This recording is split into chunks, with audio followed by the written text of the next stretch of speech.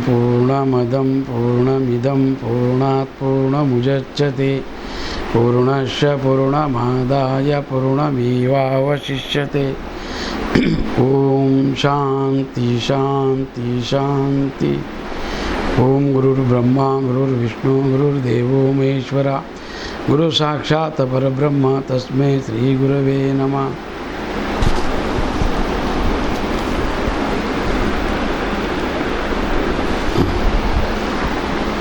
चलो रे।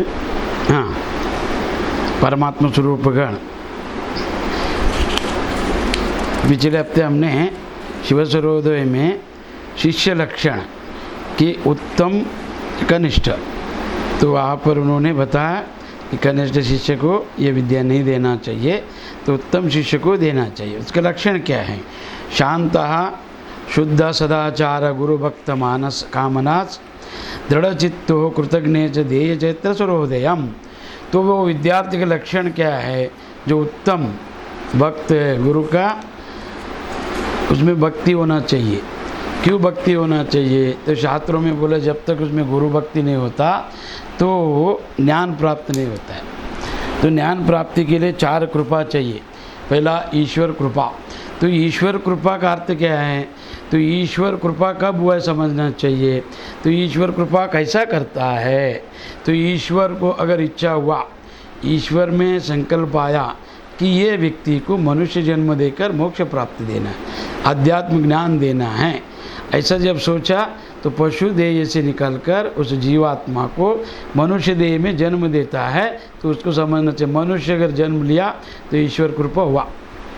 पहला, ईश्वर कुछ भी नहीं करते, मनुष्य जन्म देते। तो मनुष्य देह मिला तो समझना चाहिए ईश्वर कृपा हुआ है। फिर उसमें क्या होना चाहिए? फिर उसे अंतकरण कृपा होनी चाहिए। क्यों? कि उस अंतकरण में उसकी एक चाहत आना चाहिए, इच्छा कि मैं आत्मज्ञान लूँ, मैं क्यों जन्मा और क्यों मरता हूँ, कहाँ से मैं आया और कहाँ पर जाता हूँ। तो ये सृष्टि का रहस्य क्या है, जन्म मरण का रहस्य क्या है, और ये सृष्टि में विषमता क्यों है। तो ईश्वर सगुण है कि निर्गुण है। तो ईश्वर कहाँ पर रहता है, ईश्वर का स्वरूप क्या है, ईश्वर क्या करता है। फिर मैं जन्मा मरने तक ये खाना सोना पीना, इससे अतिरिक्त कुछ भी नहीं। ऐसा उसके अंदर अनेक प्रश्न आना चाहिए, संशय। तो अंतकरण में जब कृपा होता है तभी वो गुरु और ईश्वर भक्ति में प्रवेश करता है। तो पहले ईश्वर भक्ति करेगा, उपासना करेगा, ध्यान करेगा, जप करेगा, तप करेगा। फिर वो जब ध्यान जप तप का परिपक्व हो जाते पूर्ण, तब इसको आत्मज्ञान गुरु के बारे में इच्छा होता है। तो इसके लिए अंतकरण कृपा अनिवार्य है। जब तक उसके अंदर इच्छा ही नहीं है फिर वो निरर्थक है वेद वेदांत को सुनना। फिर वो रट लेगा, पाठ करेगा, जानेगा नहीं। तो जानने के लिए ईश्वर कृपा, मनुष्य जन्म, फिर वो मनुष्य जन्म में भी पुरुष बनना, और पुरुष बनने के बाद उत्तम ज्ञानी के घर में जन्म लेना। तो ये सब ईश्वर कृपा से होता है।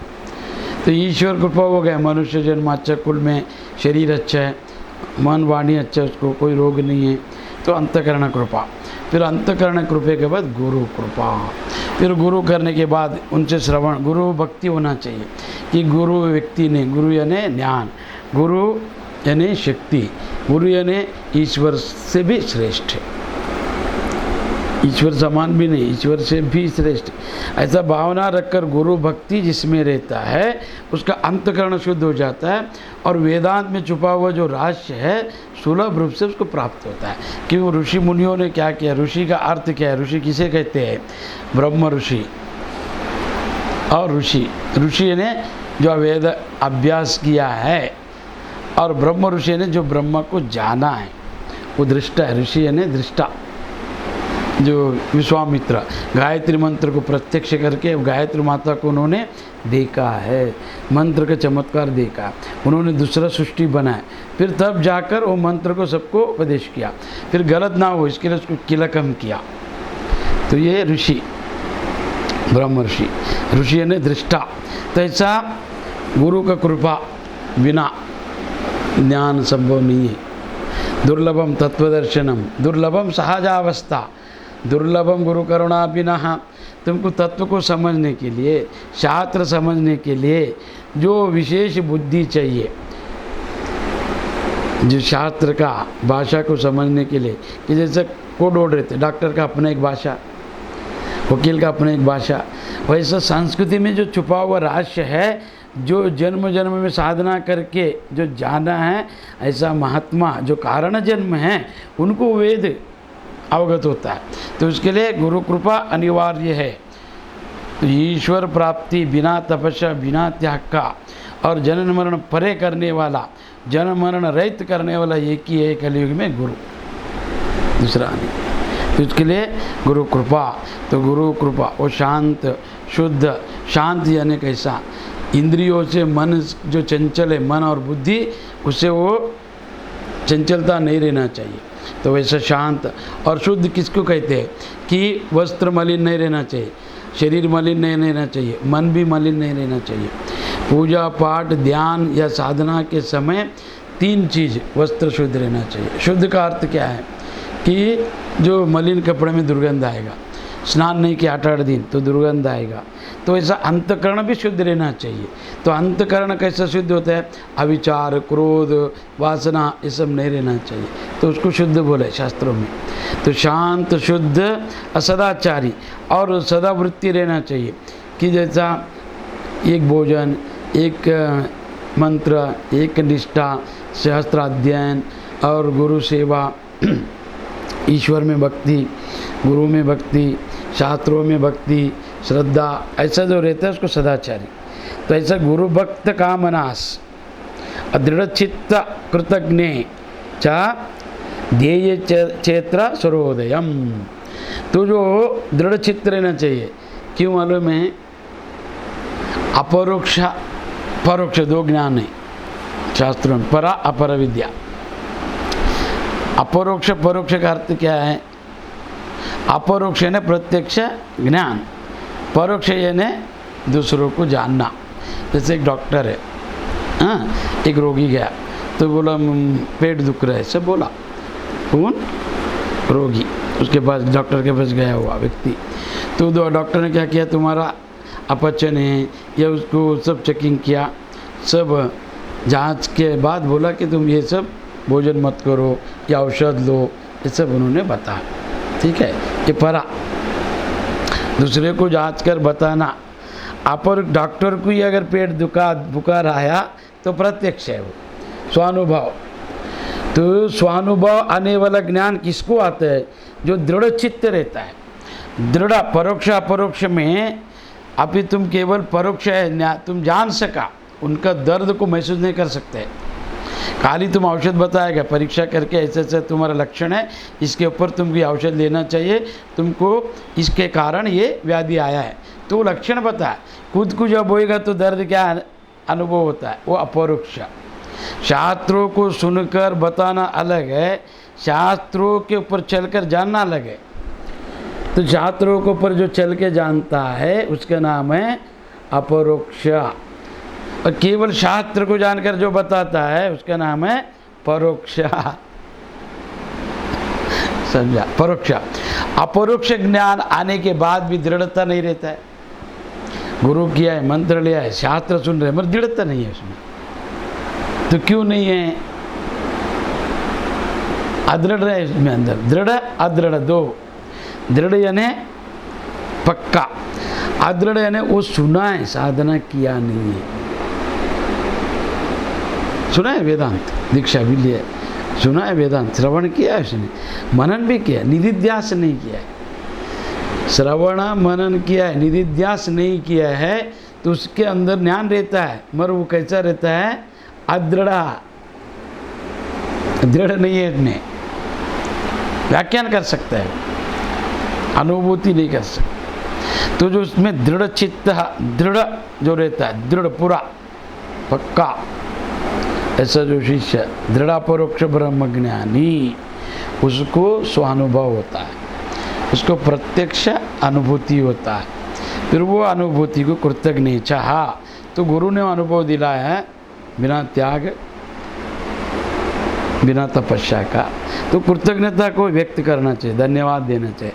तो वो धन्यवाद कैसे देगा? केवल गुरु पूजा और कुछ नहीं। गुरु ने जो बताया उसका प्रचार प्रसार, लोगों को बांटना, गुरु का जो ज्ञान है लोग कल्याणार्थ जो प्रचार करेगा तो गुरु प्रसन्न होता है, वही कृतज्ञता है। कृतज्ञता ध्येये क्षेत्र सूर्योदयम। तो वैसा जो शिष्य है, वैसा जो विद्यार्थी है, विद्या का जो अर्जव करता है, प्राप्ति करता है, तो उसका नाम है विद्यार्थी। तो उनको देना चाहिए। जिसका मन भटकता है तो उसको कभी नहीं देना चाहिए। तो उसके लिए शास्त्रों में दो बात आते हैं, एक व्यभिचारी, अव्यभिचारिणी। तो अव्यभिचारी कौन है? आत्मा। व्यभिचारी यानी मन बुद्धि। व्यभिचार का अर्थ गाली नहीं, चंचलता, तो उसको व्यभिचारी बोलते हैं। चंचल जो है मन बुद्धि से, तो उसको व्यभिचार। ऐसा मन जब भटकता है, क्यों? मन ये कहता है, इंद्रिया नहीं कहता है। इंद्रिया जो आप दिखाए उसको देखता है। आँख देखेगा सुंदरता को भी, असुंदर को भी, कुरूप को भी, सौंदर्य को भी। मगर ये सुंदर है, चाहत करने वाला मन है, तो इसके लिए मन ज़्यादा निग्रह करना चाहिए। तो अपना शास्त्र अंतकरण को प्रदान दिया है। तो अंतकरण जब स्थिर हो जाता है, इंद्रिय अपने आप स्थिर हो जाता है। तो इसके लिए योग शास्त्र में 3 प्रकार बनाए। सन्यासियों ने क्या किया? याम, नियम, आसन, प्राणायाम को त्याग दिया उन्होंने, वो कारण जन्म है। तो उन्होंने क्या किया? ध्यान धारणा से शुरू किया, विज्ञान भैरव तंत्र को लिया नहीं, प्राणायाम ध्यान को, याम नियम को नहीं लिया। और पतंजलि जो था, तो उन्होंने देखा आगे जाकर कलयुग में बुद्धि भ्रष्ट लोग होएगा, तो मानसिक रोगी ज़्यादा होएगा। तो उन्होंने योग अनुशासनम, क्या योग का अनुशासन बनाया उन्होंने, एक नियम बनाया। तो क्या नियम? अष्टांग। तो अष्टांग में क्या है? पहला नियम उन्होंने योगम चित्त निरोधम। तो योग किसके लिए बनाया? मैंने अष्टांग के रूप में 8 प्रकार का, याम, नियम, आसन, प्राणायाम, प्रत्याहार, ध्यान, धारणा, समाधि। तो ये चित्त निरोध। तो योग किसको बोला है? योगम चित्त निरोधम। तो जो चित्त है, मन है, चंचल है, उसको निरोध करने के, निग्रह करने के लिए, मन का निग्रह करने के लिए विधि बताया है, वो है पतंजलि योग सूत्र। अट योग ऐसा नहीं है, वहाँ पर षडकर्म है। तो वहाँ पर क्या बोले? शरीर जब निरोगी है, शरीर में व्याधि है, कमज़ोर है, तो मन क्या करेगा? मन तो दिखता नहीं, हम देखा नहीं मन को, हम जानते नहीं मन, वो तो भावना है। हाँ, तो यहाँ पर रोगी क्या ध्यान करेगा? कैसा बैठेगा? तो इसके लिए अट योगियों ने क्या किया? एरंड ऋषि ने, गोरख ने, उन्होंने षडकर्म से ध्यान को चालू किया। उन्होंने काया शुद्धि, आसन, प्राणायाम, प्रत्याहार, ध्यान, धारणा, समाधि। तो शरीर को उन्होंने स्वस्थ बनाया। शरीर स्वस्थ है तो मन आ जाएगा। और पतंजलि कहते हैं शरीर कुछ भी नहीं, मन है। मन गया तो शरीर जाता है, तो मन निग्रह नहीं है इसी में, तो उन्होंने मनोव्याधि है। और ये शरीर निग्रह का है, मिलिट्री गोरखनाथ, और वो डॉक्टर। तो ऐसा दोनों का अलग है। मगर सन्यासी महात्मा कारण जन्म सब माना नहीं उन्होंने न शरीर, न मन, न बुद्धि, केवल आत्मा और परमात्मा। तो केवल धारणा से ध्यान चालू किया है, वो है विज्ञान भैरव, उसमें आता है। वो कारण जन्म लोग के लिए, बुद्धिमान लोगों के लिए, तो वो इसके लिए यहाँ पर क्या बताया है? तो अर्थात तो जो आदमी दृढ़ चित्त है, कृतज्ञता जो व्यक्त करता है गुरु के प्रति, और 4 कृपा जिसमें ईशा, ईश्वर कृपा, गुरु कृपा, अंतकरण कृपा और वेद कृपा। तो वेद है ना ज्ञान, तो अपना जो वेद है वो अनेक श्लोकों से भरा है, उसमें जगत में ऐसा प्रश्न नहीं जिसका उत्तर वहाँ पर ना हो। तो उन्होंने, ब्रह्मा जी ने इसको श्वासोच्छ्वास से प्राप्त हुआ है, वो कोई व्यक्ति ऐसा नहीं है, उसका कोई कर्ता नहीं है, और वो कब जन्म है किसी को पता नहीं, काल उसके सामने जन्म ले, इसके लिए वो सनातन है। सनातन का अर्थ क्या है? ना नूतनम ना पुरातनम। जो जन्म लिया उसका काल होता है, काल के अंदर है वो। जन्मा वो मरेगा या पुराना हो जाएगा, है ना, नाशवान हो जाता, मगर ये जन्मा नहीं है, इसके लिए ये सनातन है। तो ऐसा जो वेद है, ज्ञान है वेद में, वो ज्ञान को जो लेने वाला कैसा रहना चाहिए, तो ये सब उसके अंदर लक्षण लेना चाहिए। तो वेद कृपा, तो ये पढ़ने के बाद वो श्लोक समझ में आना चाहिए, स्पष्ट उच्चारण, उसका रहस्य कि उन्होंने हर जगह छुपा के ही बताया है, योग शास्त्र को स्पष्ट नहीं बताया है। तो जो किया है, आजकल ग्रंथ कैसा लिखता है, किसी का ले लो नाम निकाल दो, हाँ, मटेरियल उनका, नाम इनका, तो ऐसा छपा के बेच रहे, कोई साधना नहीं किया उन्होंने। जो कारण जन्म सन्यासी लोग, शंकराचार्य, रामानुजा, माधवा, वल्लभ, विवेकानंद, रामकृष्ण, सिद्धारूढ़ा, हमारे गुरु जी, उन्होंने साधना करके प्राप्त किया, हाँ इसमें ये मार्ग है, मैंने ऐसा प्राप्त किया, इससे ऐसा हो सकता है। नहीं तो अनेक ग्रंथ देखो कुंडलिनी के ऊपर एक ही जैसा, उनको कोई वक्त और इसमें साधना नहीं है, गंध नहीं है इसमें, उनका कोई अनुभव नहीं है, बस जो है उसको छपाकर नाम बदल के बेच रहे, तो उससे साधना नहीं होता है, सिद्धि नहीं होता है। इसके लिए तो जो मन भटकता है उनको नहीं देना चाहिए। तो सूर्योदय शास्त्र को जो दृढ़ चित्त है, कृतज्ञता व्यक्त करने वाला, शांत शुद्ध सदाचारी गुरु भक्त, ऐसा जो उसको देना चाहिए। दुष्टाच दुर्जने क्रोधे नास्तिके गुरुत्फले हीनस्त्वं दुराचार्य स्वर ज्ञान न देयते। और ये किसको नहीं देना चाहिए, जो दुष्ट है, दुर्जन है। तो दुष्ट को कौन होता है, जिसमें क्रोध है, काम है, और वो काम क्रोध जिसमें रहता है ना, काम क्रोध लोभ मोह मद मत्सर्य, काम से जो प्रारंभ है उसका अंतिम है ना मरण है। धर्म से जो प्रारंभ है उसका अंतिम प्राप्ति मोक्ष है। इसके लिए धर्म अर्थ काम मोक्ष, उसमें भी काम है, मगर काम से जो प्रारंभ किया उसमें शांति नहीं मिलेगा। जगत में जितना भी कर्म कर रहे हैं सब सुख के लिए कर रहे हैं, मगर वो सुख का भास है उनके अंदर, हाँ मिलेगा सुख मिलेगा, कर्म करो, कर्म करो, सुख का भास, इच्छा रखकर, इतना नहीं।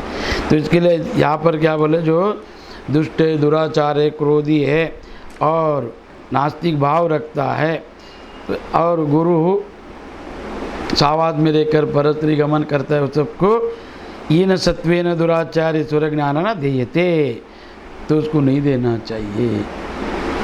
हाँ, तो ऐसे लक्षण बता। तो जो गुरु का परिचय उल्लंघन करता है या दुराचार्य, प्रतिभाहीन है, तो विज्ञान नहीं है, न दान नहीं है, ऐसे नहीं देना। श्रृणत्व कथित देवी ध्येयस्ते ज्ञानमुत्तमम ये न विज्ञान मात्रेण सर्वज्ञात्व प्रणीयते। ये देवी प्रत्येक देह के भीतर जो रहस्य छुपा है, प्रत्येक देह में जो छुपा हुआ परम ब्रह्म का अंश जो है, मम अंशो जीवलोके जीवभूता सनातना, वो सनातन जो छुप के बैठा है इसमें, इस पिंजर में, ये नवपुर देह में, इसके 9 द्वार है, और पंच महाभूत के ये देह, देह किसे कहते हैं, जो दहाता है, मतलब अंदर जठराग्नि है उसका, तो अंदर से जलाता है वो, काम क्रोध लोभ मोह ये सब अग्नि है, अग्नि है, इसको जलाते रहते हैं इसको, और मरने के बाद भी जलने से भस्म हो जाता है। तो काम भी एक अग्नि है, क्रोध भी अग्नि है, लोभ भी अग्नि है, वो जितना षडगुण है वो जलाता है, अग्नि स्वरूप है। तो देह क्यों बोला इसको, दहातिथि देहया, जो 24 घंटा जलाता है विषय में, हाँ 24 घंटा मरने तक, मरने के बाद भी, जलने के बाद ही भस्म होता है, विभूति बनता है, राख बनता है, तो उसके लिए इसके नाम है देह। और शरीर क्यों बोला है, इंद्रियों से सम्मोहित है। इंद्रिया क्या, इंद्रिया पंच ज्ञान इंद्रिया, पंच कर्म, पंच क्या में प्राण, उपप्राण पंच, 7 धातु, 8 मध, ये सब उसमें छुपा है। उनको लेकर चलने वाले, इसके लिए इसके नाम है शरीर, और मन इसके लिए इसके नाम है मनुष्य।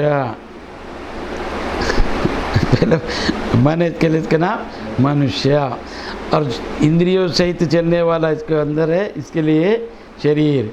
अदाह जलाता है, इसके लिए इसका नाम है देहा। और काम से उत्पत्ति, इसके लिए इसको काम, शरीर को ही काम बोला है, दूसरा नहीं है। काम शरीर ही काम, तो इसके लिए इसका नाम है कामना, काम्या इसका नाम हो गया। तो ये ऐसा देवी, इसमें जो छुपा हुआ जो परमात्मा है उसे कह रहा हूँ, सुनो, उसको बता रहा हूँ, ध्यान से सुन। इस रहस्य को जानने मात्र से मन से सब बातों को परिपूर्ण परिचित हो जाता है। तो वो परिचित हो जाते हैं, क्या क्या परिचित हो जाते हैं इससे। यह बात वास्तव में ध्यान देने योग्य है कि इस रहस्य को जानने मात्र से, अर्थात ध्यान से पढ़ा, यह मनुष्य 3 काल से परिचित हो जाते हैं, भूत भविष्य वर्तमान। कल क्या था? कल कौन सा वार था? आज कल आप जानते हैं इसका। तो इसके 3 काल से परिचित होता है वो, भूत भविष्य वर्तमान। हाँ, ये तो रेगुलर है। अति सूक्ष्म और ध्यान करते गया तो सबको जान सकता है, इस परिचित हो जाता है। और संसार में से कुछ भी असंभव नहीं रहता कि वही सब कुछ है। परमात्मा ही सर्वव्याप है, निर्गुण निराकार का साकार रूप परमात्मा ही जगत के रूप में भास रहा है। मगर अपने को नाम और रूप क्रिया दिख रहा है, उसका तत्व नहीं जानने में आ रहा है। और तत्व जिसको जानने में आया, नाम रूप क्रिया उसको बांधेगा नहीं, बाधा नहीं करेगा। अगर नाम और रूप ही दिख रहा है तो आपको तत्व नहीं दिख रहा है तो बांध जाएगा आप। तो ईश्वर ही जगत के रूप में है। ईश्वर का मन का स्पष्ट रूप जो है स्वच्छ शुद्ध परमात्मा, मन का अस्पष्ट चंचलता कामिक रूप जगत।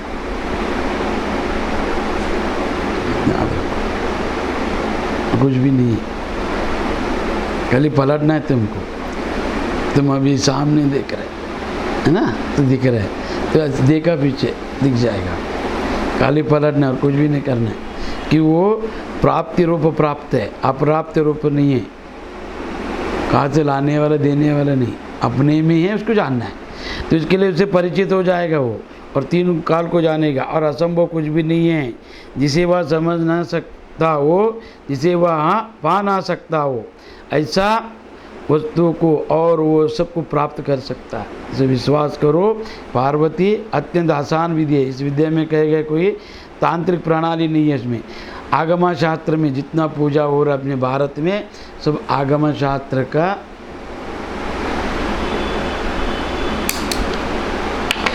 आगम शास्त्र के अनुसार होता है। ये जितना तंत्र की विद्या से होता है कि तंत्र में सगुणों को ज़्यादा पूजा गया है, सब वेदों में नहीं है। वेद में निर्गुण निराकार के अलावा किसी का पूजन नहीं है, याद रखो। आगम तंत्र के अनुसार प्रत्येक अपना अपना विधि बनाकर उससे पूजा किया जाता है। तिरुपति का आगम के अनुसार ही जो जितना शक्तिपीठ है, जितना भी है, उसमें सब आगम शास्त्र का है, वेदों से नहीं है। वेद केवल परमात्मा के अलावा किसी का वर्णन नहीं करता है। तो सनातन हिंदू लोग का क्या है, वेद कहता है निर्गुण निराकार को, हाँ, और वेद कहता है ईश्वर कैसा है, एकमेव अद्वितीयम ब्रह्मा, ईश्वर एक है, 2 नहीं है। एकमेव अद्वितीयम, 2 नहीं है, एक ही है। शिवो केवलोहम, शिव एक है, शिवो केवलोहम, वेद कहता है। उसके लक्षण क्या है? सत्यम ज्ञानम अनंतम ब्रह्मा, सत्य चित्त आनंद स्वरूप है। कौन? ईश्वर। सत्य किसे कहते हैं? सत्य ने जो है हमेशा रहता है, 3 काल से जो परे, हमेशा काल में भी गिनना नहीं चाहिए। तो उसके लिए शंकराचार्य ने क्या किया? चिदानंद बोल दिया, चिदानंद रूप शिवोहम। सत्य चित्त नहीं, ये वह है और वो जानता है। सत्यम ज्ञानम, और ईश्वर क्या है? सत्य है। तीन काल से परे, तीन काल उसके अधीन है, कालातीत है वो, तो वो है, हमेशा रहता है, नष्ट नहीं होता है। और वो ज्ञानी है, ज्ञान स्वरूप है, सब कुछ जानता है, सत्यम ज्ञानम अनंत है। अनंत का अर्थ क्या है? सर्वव्याप। तो सर्वव्याप का अर्थ क्या है? ये सब उसी में है। तो जो वो सब उसी में हैं, तो मूर्ति भी में हुई है, घर में भी है, तुम्हारे में भी है, मेरे में भी है। तो इसके लिए शंकराचार्य ने क्या किया, महात्मा लोगों ने निर्गुण निराकार पर ब्रह्म को सगुण में भी हुई है, उसके अलावा और कुछ भी नहीं है, तो उसके लिए उन्होंने पूजा पाठ चालू किया, बताया निर्गुण को, किया सगुण को। और लोग क्या किया, सगुण को पकड़ा, निर्गुण को भूल गया। तो दूसरा जो मत है अवहेलना करता है, खंडन करता है कि तुम वेद के अनुसार चलता नहीं है, तुम पूजा पाठ करता है, तुम मूर्ति उपासक है, तो निंदा चालू किया।